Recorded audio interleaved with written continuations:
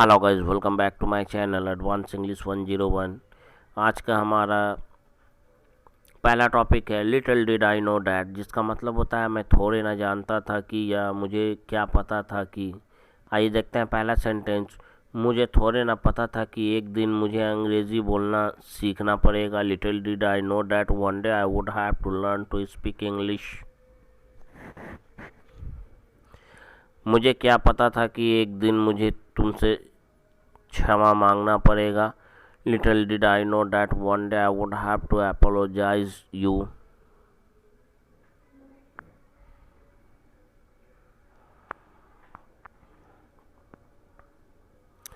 मुझे क्या पता था कि एक दिन मुझे तुमसे प्यार हो जाएगा। Little did I know that one day I would fall in love with you.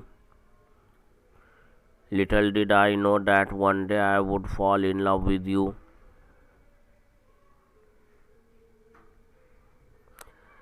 Thanks to plus B की, इसका मतलब होता है की बदौलत या के वजह से।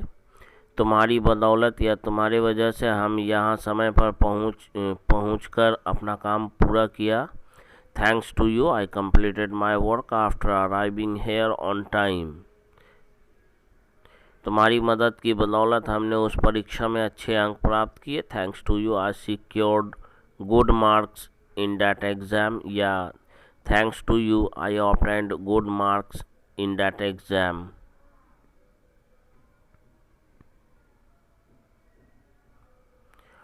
तुम्हारी बदौलत आज मैं पैसे कमा रहा हूँ। Thanks to you I am earning money today. Thanks to you I am earning money today.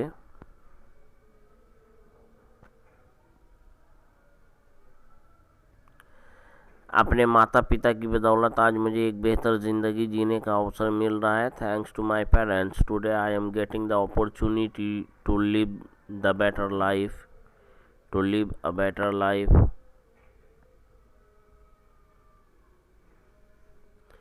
बच्चों के तुरंत घर पहुंचने के बाद वर्षा शुरू हो गई। सून after the children arrived home it started raining. Soon after इसका मतलब होता है तुरंत बाद। सून आफ्टर किसी काम करने के तुरंत बाद, कोई काम जब करते हैं तो सून आफ्टर का यूज़ करते हैं।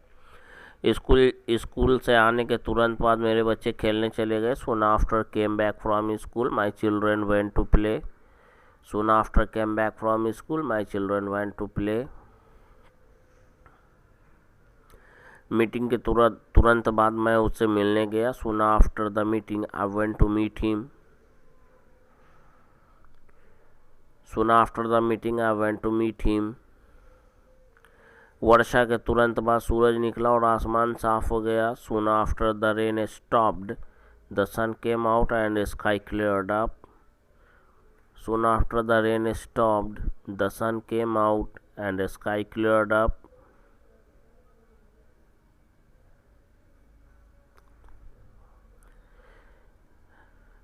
रिफ्रेन फ्रॉम, जिसका मतलब होता है के बचना।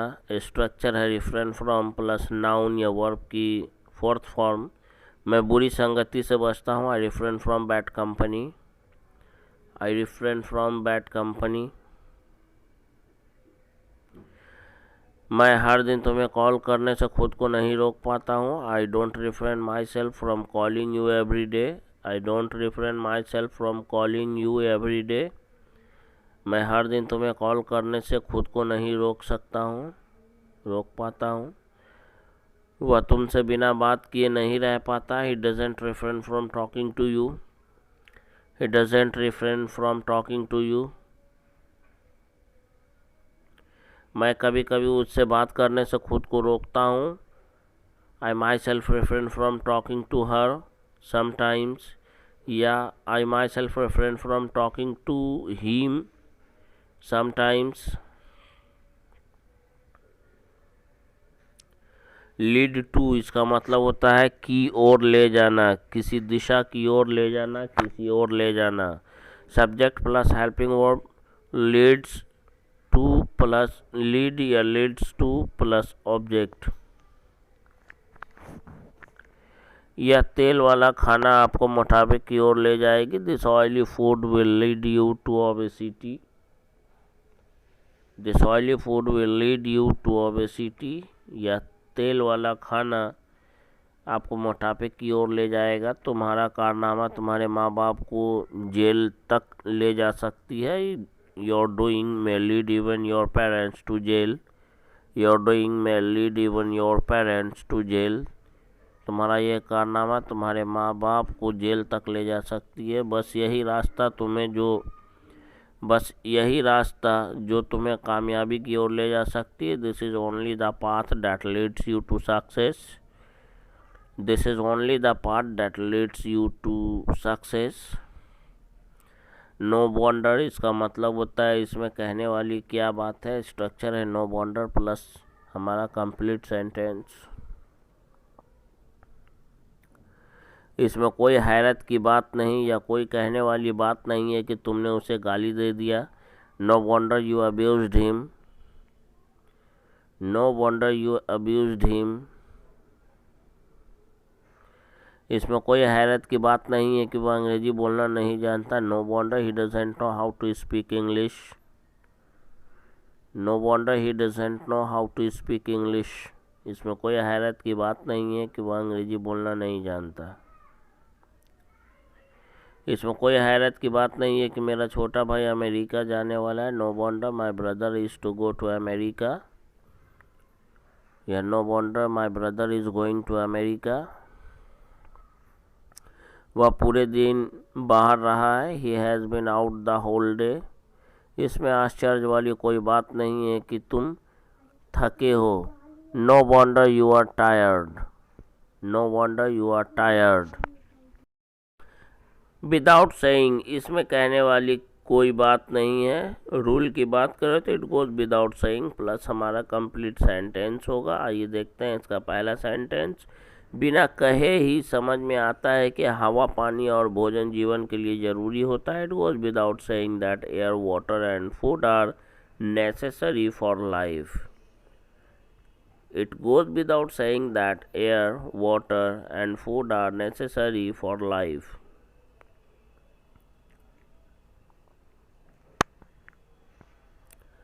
इसमें कहने वाली कोई बात नहीं है कि उसे कड़ी मेहनत करनी चाहिए। It goes without saying that he should work hard. It goes without saying that he should work hard.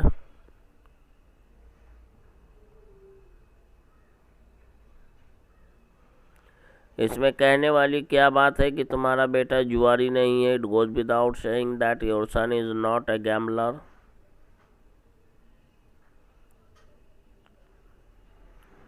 It goes without saying that your son is not a gambler.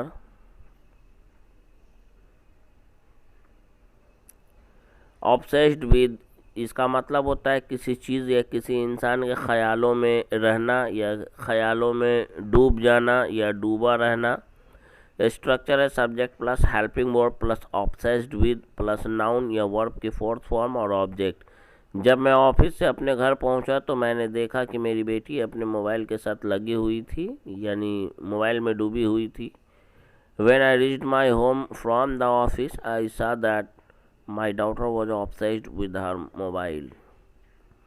When I reached my home from the office, I saw that my daughter was obsessed with her mobile. आज के fashion के इस दौर में हर कोई fitness के ख्यालों में डूबा हुआ है। In today's fashion era everyone obsessed with fashion. In today's fashion era everyone obsessed with the fashion.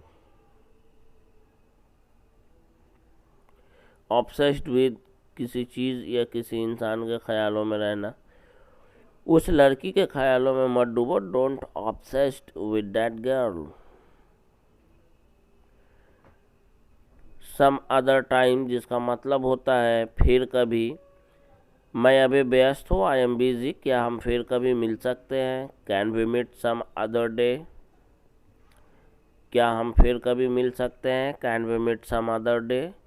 फिर कभी मिलेंगे। We will meet some other day. आज उसके पास टाइम नहीं है। He doesn't have time today. We will meet some other day. He doesn't have time today. फिर कभी इसे डिस्कस कर सकते हैं। Can we discuss this some other day, can we discuss this some other day.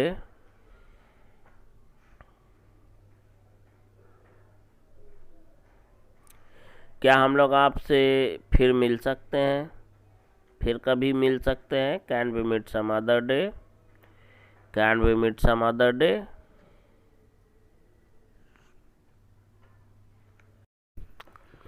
Suppose to, इसका मतलब होता है कोई रूल्स या नियमों को निभाना। स्ट्रक्चर है subject plus helping verb plus suppose two plus verb की फर्स्ट फॉर्म प्लस ऑब्जेक्ट। आइए देखते हैं इसका पहला सेंटेंस। आपसे उम्मीद की जाती है कि आप ऑफिस समय पर आएँ। You are suppose to reach the office on time. You are suppose to reach the office on time. उससे उम्मीद की जाती है मैच खेलने के लिए ग्राउंड में 4 बजे तक वहाँ रहे। He is suppose to be available on the ground at 4 PM to play that match. He is supposed to be available on the ground at 4 o'clock to play that match या to play the match। अगला है हमारा has या have been able to, जिसका मतलब होता है सक्षम रहा है या रही है। वह बचपन से मैथिली बोलने में सक्षम रही है। She has been able to speak in Maithili since childhood. She has been able to speak in Maithili since his childhood. वह बचपन से अपने घर खर्च को चलाने में सक्षम रहा है। He has been able to run his household expenditures. He has been able to run his household expenditures. Respectfully इसका मतलब होता है इज्जत से। रूल की बात करें तो सेंटेंस प्लस रेस्पेक्टफुली। पहला सेंटेंस है मुझसे इज्जत से बात करो, टॉक टू मी रेस्पेक्टफुली। अपने माता पिता से इज्जत से बात करने की आदत डालो। Get into the habit of talking to your parents respectfully. Get into the habit of talking to your parents respectfully. तुम्हें उसके साथ इज्जत से बात करनी चाहिए। You should talk to him respectfully. You should talk to him respectfully. There is still time, इसका मतलब होता है अभी भी समय है।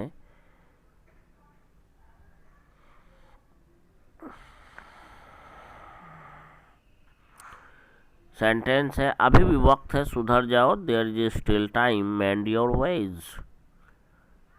There is still time, mend your ways. अभी भी समय है, हमें उससे इस समस्या के बारे में बात करनी चाहिए। There is still time, we should talk to him about this issue, about this problem. There is still time, we should talk to him about this issue, about this problem. अभी भी समय है, तुम अपने सपनों को पूरा कर सकते हो। There is still time, you can fulfill your dreams. There is still time, you can fulfill your dreams. अभी भी समय है, हम लोग इस मिशन को सफलतापूर्वक पूरा कर सकते हैं। There is still time, we can complete this mission successfully.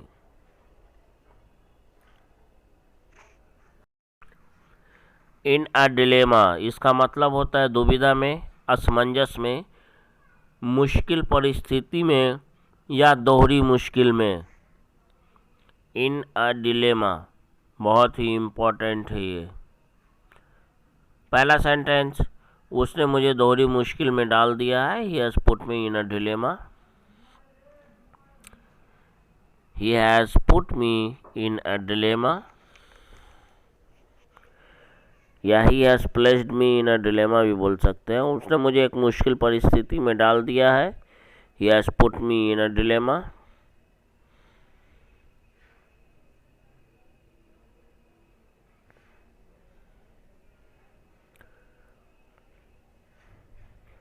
उसने मुझे एक मुश्किल परिस्थिति में डाल दिया है। He has put me in a dilemma. Menace to, इसका मतलब होता है के लिए खतरा। मेनेस टू स्ट्रक्चर है subject plus helping verb plus menace to plus object. आइए देखते हैं इसका पहला सेंटेंस।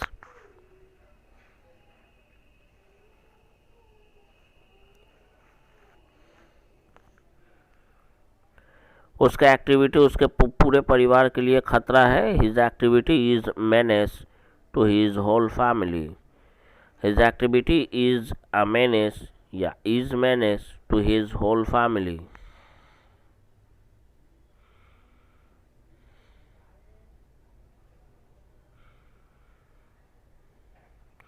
तुम समाज के लिए खतरा बन चुके हो। You have become a menace to society.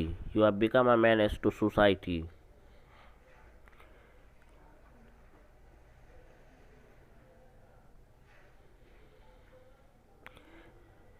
तुम समाज के लिए किसी खतरे से कम नहीं हो। You are nothing short of a menace to the society.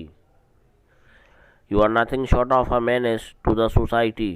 तुम समाज के लिए किसी खतरे से कम नहीं हो।